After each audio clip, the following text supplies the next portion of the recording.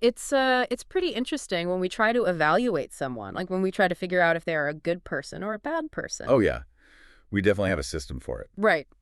There is a very specific protocol we tend to follow because we like it clean. It feels very binary. You run a background check, Mhm. you look at their public record, or maybe you pull up their credit score or their criminal history, and society just points to that piece of paper and says, there it is, good citizen. Or bad citizen. Yeah, we like the math of it. We like that it's visible and trackable. We crave that categorization. I mean, Mhm. broken or not broken, Yeah. safe or unsafe. We want things to fit into neat little boxes that make sense to our sensibilities Yeah. because it gives us an illusion of control.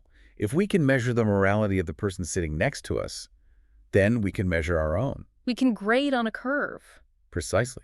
We build a curve, place ourselves comfortably in the middle or maybe near the top, and just breathe a massive sigh of relief. But then you step into the world of absolute divine justice, and suddenly that measuring tape is just snapped in half. It really is. We are looking at a diagnostic landscape today that bypasses the public record entirely.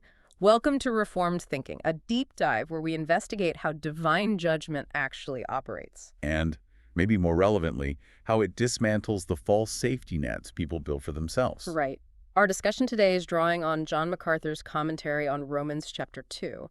And the mission for you, the listener, is to examine a universal human issue, that raw, primal instinct for self-preservation. That desire to feel safe from accountability. Yeah.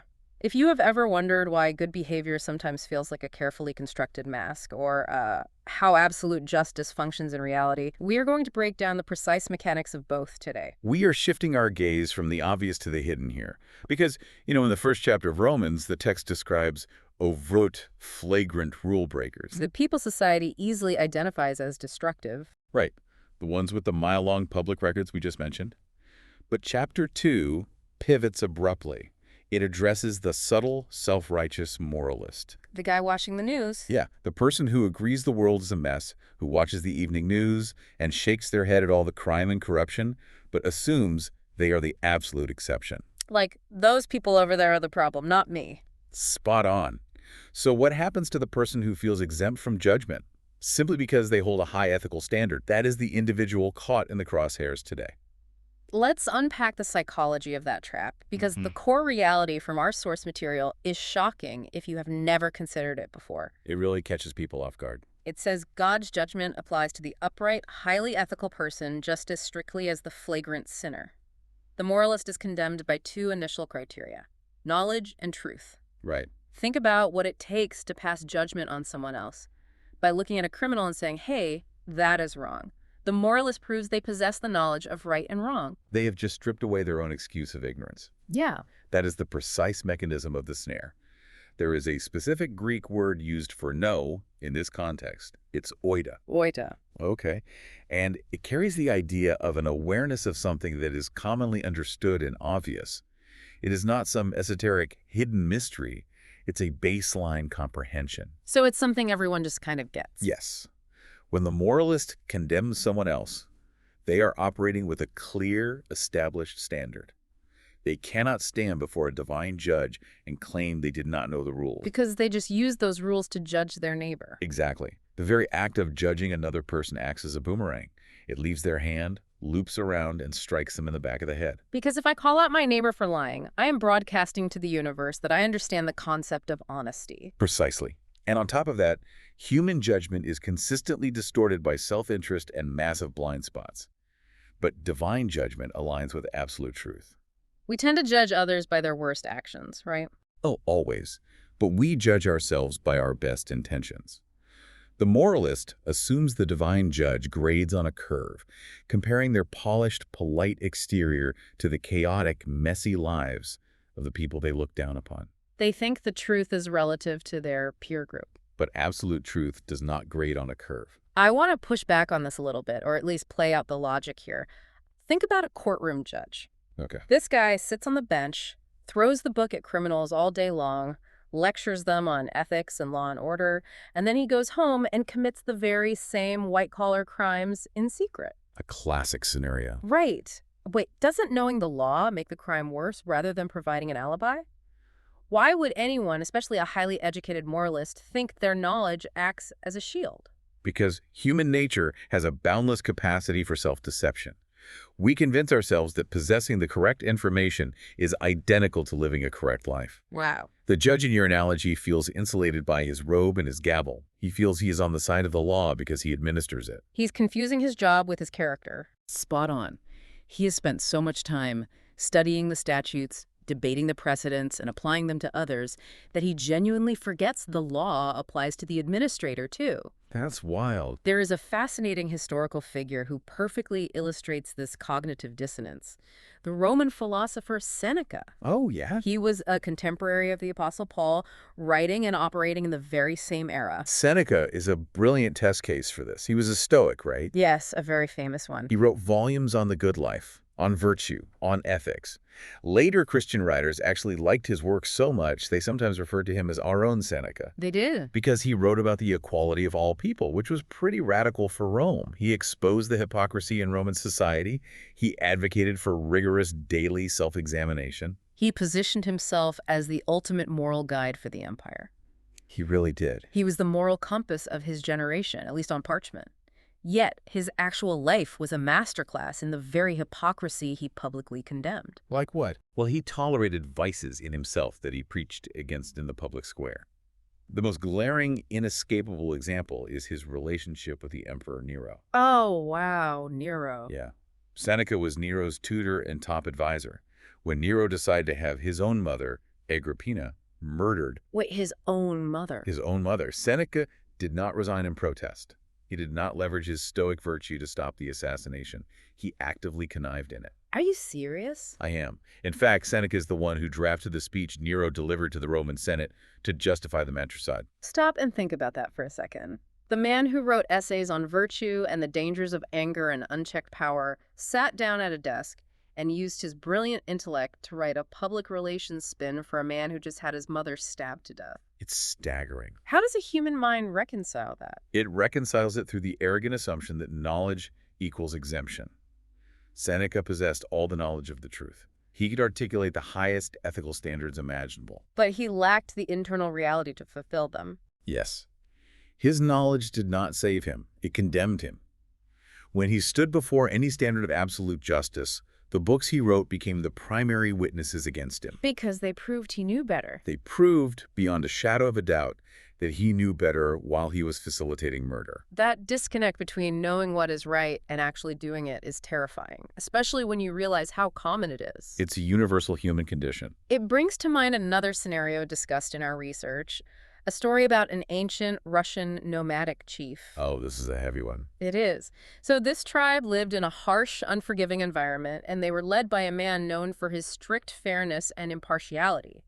Survival depended on order. Right. A rash of thefts breaks out in the camp, threatening their winter supplies. So the chief decrees a punishment of 10 lashes for the thief. Pretty standard. But the thefts continue. So he raises the penalty to 20, then 30. Finally, he decrees 40 lashes for the culprit. And 40 lashes from a tribal whip was essentially a death sentence. Right. Everyone in the camp knew the chief himself, a massive, imposing man, was the only person strong enough to survive that kind of physical trauma. And then the thief is caught. And to the horror of the entire camp, the thief turns out to be the chief's own aged mother. Oh, man. The camp is watching, holding their breath, wondering what he will do. Will he satisfy his law by sentencing her to death?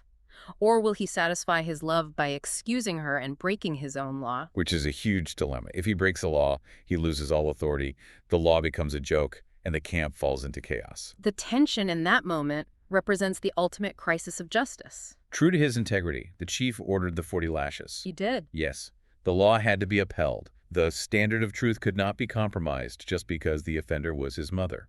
But true to his love, just before the whip came down on his mother's frail back, he stepped in. Wow. He walked over, wrapped his massive arms around her, shielding her completely, and took the 40 lashes himself. So he took the penalty. The skin was torn from his back.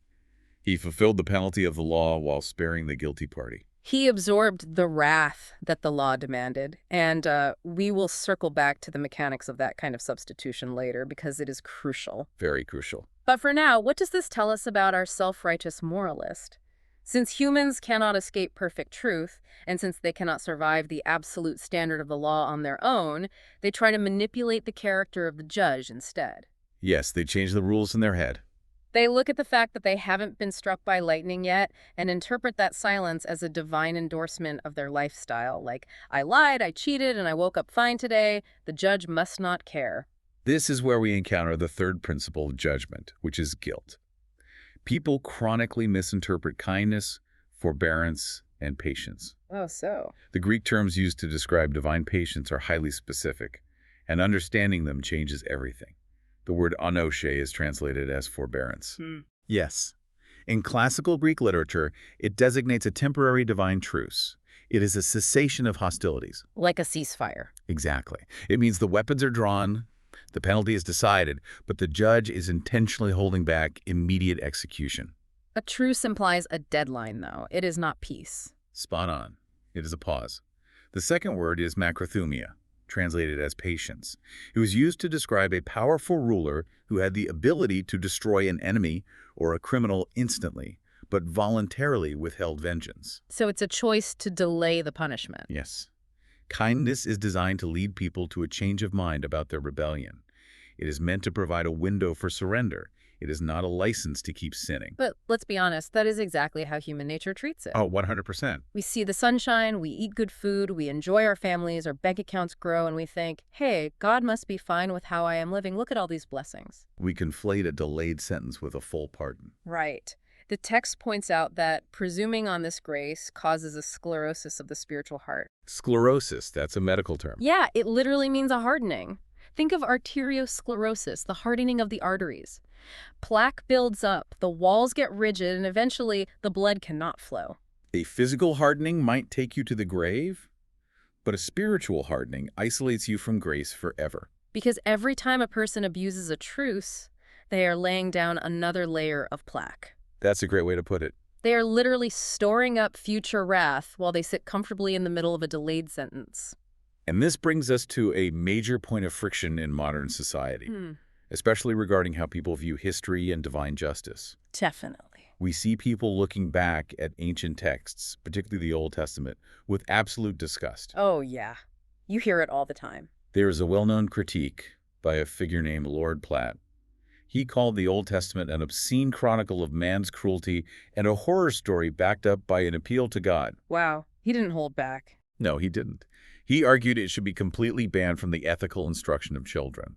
Modern readers look at narratives like the flood or cities being destroyed or the severe penalties in the ancient Mosaic law, and they conclude that the God of the Old Testament is a monster. It is the prevailing cultural sentiment right now. We are supposed to report impartially on this critique, so let's look at the actual logic here.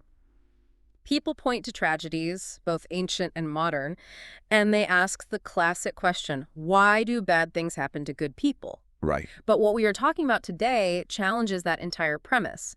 From the perspective of the original creation narrative in Genesis, when humanity rebelled against the Creator, it was a capital offense. Because God is the author and sustainer of life. Exactly. Rejecting the source of life is, by definition, choosing death. It is an act of cosmic treason. So the real question, the mathematically accurate question based on absolute justice, is not, why do bad things happen to good people? What is it then? The terrifyingly accurate question is, why does anyone live at all? That flips the script entirely.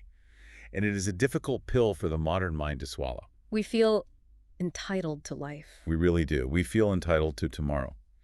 But if the baseline penalty for treason against the Creator is death, then the fact that humanity woke up this morning, took a breath of air, and drank a glass of water is a staggering, incomprehensible display of mercy. Because the execution is stayed. Right. When God instituted the ancient laws and prescribed the death penalty for various offenses, modern critics see that as harsh. But compared to the original standard where every single act of rebellion was a capital offense, those specific laws represent an astonishing reduction in the severity of immediate judgment. It was an expansion of grace. Yes. But because the execution is stayed, because the truce holds day after day, we get comfortable. We develop the sneering attitude of the German philosopher Heinrich Heine. What'd he say? On his deathbed, he arrogantly stated, God will forgive. After all, it's his trade. It's his trade. Yeah. The arrogance in that statement is chilling. It reduces the creator of the universe to a cosmic vending machine for pardons. You put in a token of minor regret, and out pops forgiveness because, well, that is just what God does. Jesus actually addressed this exact presumption head on. Oh, with the tower. Yeah, there was a specific incident recorded where a crowd came to him and they were buzzing about a recent atrocity. A group of Galilean worshippers had been slaughtered by the Roman governor Pilate right in the middle of offering their sacrifices in the temple. Which is horrifying. Their blood was mixed with the blood of the animals. It was a massive scandal. The crowd also brought up a freak accident where 18 people were crushed to death when a stone tower in Siloam collapsed on them. You can hear the underlying assumption from the crowd and how they frame the question. Oh, absolutely. Yeah. They were operating on a strict karma mentality. They figured those victims must have been exceptionally wicked sinners to die such horrible random deaths. Right. They must have had secret sins. We are still alive, we haven't been crushed by a tower or killed by a tyrant, so we must be the good guys. They use the tragedy of others as a measuring stick to validate their own righteousness. It is a defense mechanism. If bad things only happen to bad people, then I am safe because I consider myself a good person. Jesus completely dismantled that assumption. He shattered their neat little karma equation. What did he tell them? He rejected the idea that the victims in the temple or under the tower were uniquely worse culprits than anyone else walking the streets of Jerusalem. He looked at that crowd, completely secure in their own self-righteousness, and warned them that unless they repented, they would all likewise perish. Wow. He was telling them that their current survival was not proof of their innocence. It was simply proof that their temporary truce, their anoche, had not expired yet. Okay, if patience is not a free pass, and if my continued survival doesn't equal a divine stamp of approval, how does God measure the reality of a person's life? That's the big question. If my knowledge doesn't save me, what is the metric? The text outlines that the next principle of judgment is deeds. God will render to everyone according to their actions. We have to handle this carefully because it introduces a vital theological tension that trips up a lot of people. Yeah, it sounds like a contradiction. The source material is abundantly clear elsewhere that salvation is by faith alone. It is a free gift of grace. You cannot earn it, you cannot buy it, and you cannot barter for it with a pile of good works. Okay. But at the exact same time, the final judgment heavily involves an evaluation of works. How do those two concepts coexist without contradicting each other? Please explain that. The answer is that works are the infallible index of character. They are the objective, visible reality that validates internal faith. A life that is completely barren of righteous deeds has no claim to redemption. So the deeds don't save you, they just prove you're saved. Faith is the invisible root, and works are the visible fruit. You cannot claim the root is alive if the tree has been dead and barren for decades. I want to make sure we are totally clear on this, because if salvation is a free gift, why bring up a ledger of deeds at the final judgment? Let's hear an analogy. If I give you a car as a free gift, I don't audit how you drive it a year later to decide if it was really a gift. Let's adjust the analogy to make it fit the reality of what happens in regeneration. Think of salvation not just as receiving a car, but as receiving a literal heart transplant. Okay, a heart transplant. You were spiritually dead, and the surgeon gives you a new, healthy, functioning heart. If you walk around claiming to have received this new heart, but you have no pulse, your claim is objectively false. Right, because dead people don't have a pulse. The pulse does not cause the heart to beat. The pulse is the undeniable proof that the new heart is working. In the same way, righteous deeds do not purchase salvation. They are the undeniable pulse of a regenerated life. So when God looks at a person's deeds at the judgment, he is looking at the visible evidence of an invisible reality. He is checking for a pulse. That brings it right down to earth. The pulse proves the procedure happened. The text contrasts two distinct classes of people based on this outward evidence. Who are they? The redeemed seek three specific things: glory, honor, and immortality. And it clarifies that this isn't a selfish pursuit, right? Exactly. They seek God's glory above all else, desiring to reflect his character. They seek the honor that comes from God saying, "Well done, good and faithful servant," rather than chasing the fleeting applause of society. And immortality. Yes, they seek the immortality of a resurrected life, a permanent existence free from the corruption of sin. Contrast that with the unredeemed. The text describes them as characterized by selfish ambition. The Greek word used there is erithia. Sophia. Its root meaning is tied to the concept of a hireling or a mercenary. Think about how a mercenary operates. They have no loyalty to the king. No loyalty to the cause and no loyalty to the citizens. They do their work purely for personal gain, for the paycheck, with zero regard for the consequences or the collateral damage they cause. Their entire existence is folded inward on themselves. They obey unrighteousness because it pays better in the short term. And the consequence waiting for that trajectory is severe. The source material uses two very specific, terrifying Greek words to describe that consequence: orge and thumos. Yes. Orge signifies a wrath that has reached a fever pitch. Think of water swelling behind a massive dam. It is a steady, swelling, settled anger of absolute justice. It's building up. It is what happens when the reservoir of mercy has been fully exhausted and the dam is about to break. Thumos, on the other hand, represents an agitated, explosive indignation. Like a volcano. It is a violent, rushing fury.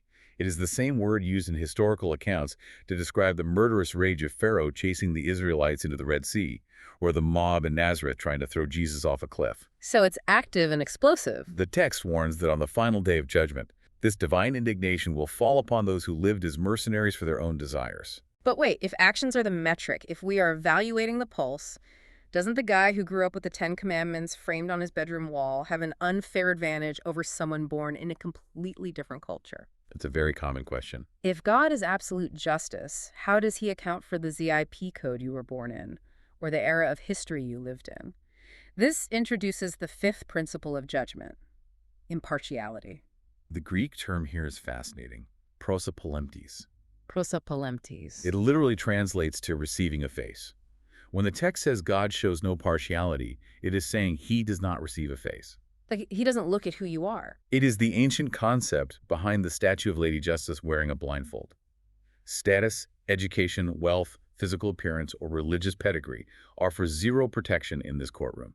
The judge does not look at your face to decide your sentence. Wow. Those with the written law, meaning the Jews in this historical context, and those without the law, the Gentiles, face the exact same standard of absolute justice. The ultimate cosmic example of this is the story of Lucifer. We are talking about the highest, most majestic creation in the angelic realm. The star of the morning. He stood in the very presence of the Creator. If anyone had status, if anyone had a face that should have been received, it was him. But when he rebelled, that status provided absolutely no shield. He was cast down. The highest became the most debased. So if cosmic status doesn't work for an archangel, human status certainly will not work for a CEO or a politician. Definitely not. But this raises a massive question about fairness regarding the heathen. The people who never had the written law, who never saw a Bible, how can they be held accountable? The text provides 4 distinct reasons why the individual without the written law is still fully accountable. Okay, what's the first one? First, they reject natural revelation. Creation itself screams of a creator, the complexity of the human eye, the mathematics of the cosmos, the predictable laws of physics. All of it points to eternal power and divine nature. Yet humanity suppresses that truth. We look at a masterpiece and pretend there was no painter. Yes. Second, their conduct condemns them. Even without a Bible, people write moral codes for themselves. Every culture has a concept of fairness, of property rights, of honoring parents. And then they fail to keep their own codes. Exactly. They judge someone else for stealing, and then they cheat on their taxes. Third, they are condemned by their conscience. Let's talk about the conscience, because there is an incredible physiological reality to this. There is. There is a story about an African tribe that used a hot knife test. The hot knife test. Yeah. When a crime was committed and there were several suspects, the tribal leaders would line them up. The chief would heat a metal blade in the fire until it was glowing red. Sounds intense. And then he would touch the hot blade to each suspect's tongue. Oh, man. If the person was innocent, they were relatively calm. Their mouth produced normal saliva, and the moisture would cause the blade to sizzle but slide off without causing severe pain. But if the person was guilty, the internal terror and guilt caused their sympathetic nervous system to kick in.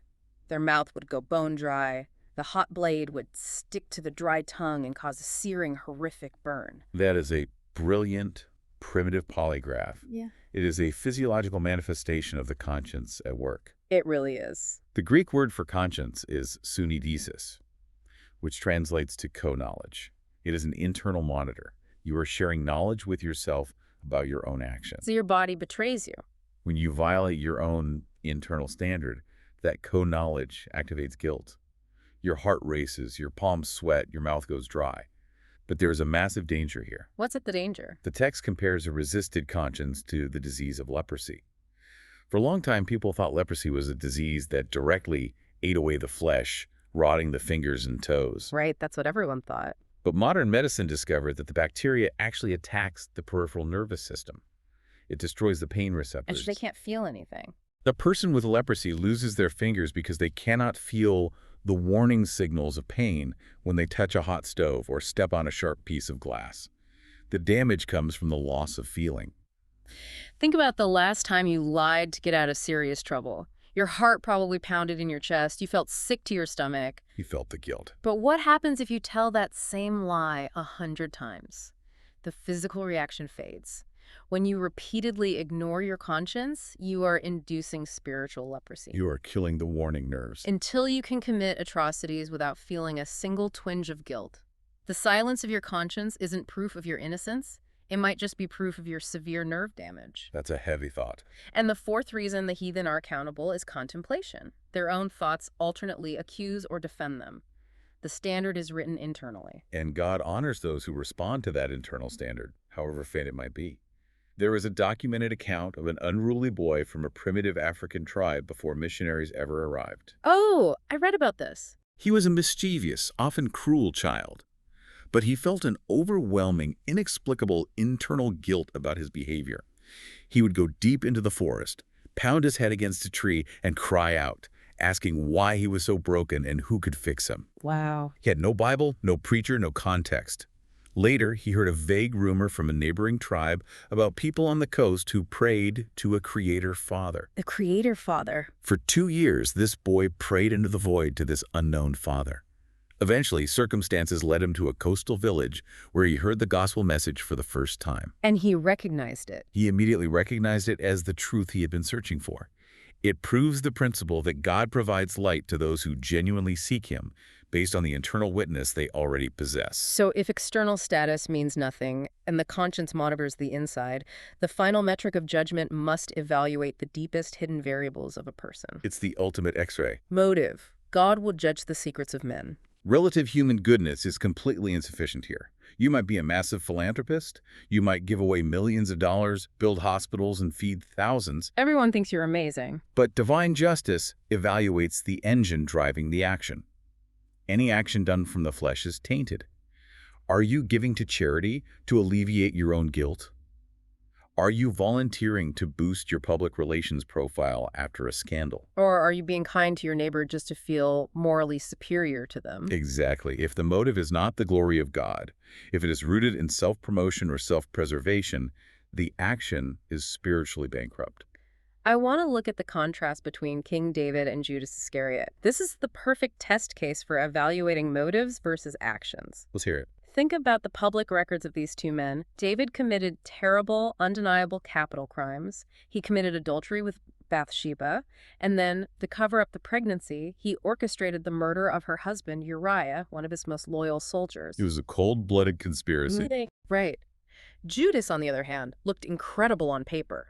He was trusted, he handled the money for the disciples, he blended in so perfectly that when Jesus announced at the Last Supper that someone would betray him, no one immediately pointed at Judas. They all asked, "Is it me?" Judas was the perfect moralist on the outside. Why does David receive mercy while Judas is condemned to history as the ultimate traitor? It all comes down to the core direction of the heart and the genuine response to failure. David's actions were horrific, but when he was confronted by the prophet Nathan, his core motive bent back toward God in true, shattered repentance. Like in Psalm 51. Read Psalm 51. He did not make excuses. He did not blame Bathsheba. He did not point to his status as king. He threw himself entirely on the mercy of the court, acknowledging that his sin was ultimately against God alone. His fundamental allegiance, despite his massive failures, was to the Lord. Yes, but Judas operated entirely on selfish ambition, that Arithia we discussed earlier. His flawless external resume was a mask for a mercenary heart. He was a hireling. He followed Christ for what he could extract from the arrangement: political power, status, money. And when the arrangement no longer suited him, when he realized Jesus was going to a cross instead of a throne, he sold his master for 30 pieces of silver. And when Judas felt remorse, he didn't repent. He threw the money back and hanged himself in despair. God judged the secrets of both men. That disconnect between the outward appearance and the inward reality is exactly how people build their false security. Let's look at the specific ways religious people deceive themselves. They love finding safety nets. People find a false safety net in their heritage, relying on a label, and in their knowledge, knowing the rules without actually following them. The Jewish people in the first century took immense pride in the name Jew. The name itself meant praised. They viewed their status as the chosen people, not as an unmerited gift meant to be shared with the world, but as an exclusive right. Like an exclusive club. They believed their genealogy guaranteed their safety. They loved quoting traditions from the rabbis, things like, God will judge the Gentiles with one measure and the Jews with another. They thought Abraham's merit covered their sins. And we see this exact mentality plaguing modern culture. People assume they are safe from divine judgment because of their national heritage, their family background, or the fact that their grandfather was a pastor. They become auditors of the faith. You know how you can audit a college class? Yeah, you sit in and listen. You sit in the room, you listen to the brilliant lectures, you might even take copious notes, but you refuse to take the final exam. You don't write the papers. You have zero accountability. You get the intellectual stimulation without the commitment. John the Baptist saw right through this exact behavior. The religious leaders came out to the desert to see him, trusting in their lineage, and John pointed at the rocks on the ground and said, God is able from these stones to raise up children to Abraham. Basically saying your genetics mean nothing. Throughout history, we see human desperation trying to invent ways to inherit security. We want to protect our children, so we try to make faith genetic. Even brilliant figures in church history fell into this trap. Ulrich Zwingli, the Swiss reformer, stretched his logic to claim that children of believers were automatically safe, while children of unbelievers were not. And John Owen. The Puritan John Owen took it even further, arguing that salvation could be passed down 2 generations, from grandparent to grandchild, sometimes skipping the unfaithful parents entirely. These are intellectual gymnastics. They are designed to bypass the absolute necessity of individual, personal faith and repentance. And when you rely on heritage instead of genuine faith, you inevitably get hypocrisy. The text outlines the sheer hypocrisy of the teachers of the law in Paul's day. They were something else. They would stand in the public square and preach fiery sermons against stealing, while actively rigging the scales in the temple to cheat poor worshippers exchanging currency. They would preach against adultery, while exploiting legal loopholes to divorce their wives for burning a meal, just so they could marry someone younger. They claimed to abhor idols, yet they would rob pagan temples for mercenary gain. The devastating result of this hypocrisy is stated plainly by the Apostle Paul. God's name is blasphemed among the nations because of you. Because of their actions. When the secular world looks at people who claim to represent God and sees them living lives characterized by greed, corruption, hidden scandals, and selfishness, the world rightly mocks that religion. The failure to match the internal reality with the external profession is catastrophic. It doesn't just condemn the hypocrite. It pushes the watching world further away from the truth. So when heritage fails, and when knowledge fails to provide a shield, people retreat to their final line of defense. Rituals and ceremonies. In the context of the text, it is circumcision, but by extension, it applies to baptism, taking communion, church attendance, or any religious ceremony. Rituals are designed to be visible symbols of an inward reality. But when the inward reality is entirely missing, the symbol does not save you. It becomes an indictment against you. Circumcision was instituted as a physical mark of a covenant obligation. It was supposed to represent a heart cut off from the world and dedicated to God. But it became shrouded in absurd superstition. Rabbis were actually teaching that Abraham sits at the gates of hell to physically pull back any circumcised person who might accidentally be sent there. They turned a symbol of obedience into a magical talisman. They thought the physical procedure acted as a force field against divine wrath. It is exactly like wearing a wedding ring while you are actively betraying your spouse. Imagine you are having a long-term affair, your spouse confronts you with the evidence, and you hold up your left hand, point to your finger, and say, look, I have the ring. I am a faithful partner. The ring doesn't make you faithful. In that scenario, the ring actually highlights your treason. It proves you made a vow that you are actively intentionally breaking. The symbol without the reality is a mockery. The true believer is defined entirely by what happens inwardly. A true Jew, or a true follower of God in any era, is one whose heart is aligned with God by the Spirit. It is an internal circumcision, a cutting away of the hardened flesh of the heart. It is not someone who simply possesses the physical mark or the written letter of the law. The praise for this internal reality comes directly from God, who sees the hidden things, not from a human audience that can be easily fooled by a polished exterior and a shiny ring. We have covered massive ground today. Let's distill the core insights here. Divine judgment is not fooled by the safety nets we construct. It cuts right through every single layer of human defense. Your knowledge of right and wrong actually condemns you if you do not live by it. Your heritage and your family background offers zero protection. Your religious rituals are totally valueless without a heart that obeys. The judgment evaluates the unvarnished reality of your heart and the actions that spring from it. The sobering reality is that no one can stand on their own record. If the baseline is absolute perfection, and if our very motives are tainted by self-interest, then the system of absolute justice demands a substitute. It takes us right back to the story of the Russian chief. The law must be fulfilled. The lashes must fall. The only hope for the guilty party is for someone who has the authority and who has no guilt of their own to step in and absorb the penalty. That is the essence of grace. It isn't God ignoring the law. It is God fulfilling the law on our behalf. I want to leave you with a final provocative thought to mull over. We talked about how God judges the secrets of men. Yes. Imagine for a moment that every hidden motive behind your absolute best, most generous deeds were suddenly broadcast on a massive screen in Times Square for the entire world to see. Every single one. Would those deeds still look as noble as you think they do? Or would that screen reveal a heart that was secretly working only for its own applause? Take a hard look at your motives this week and see what the X-ray reveals.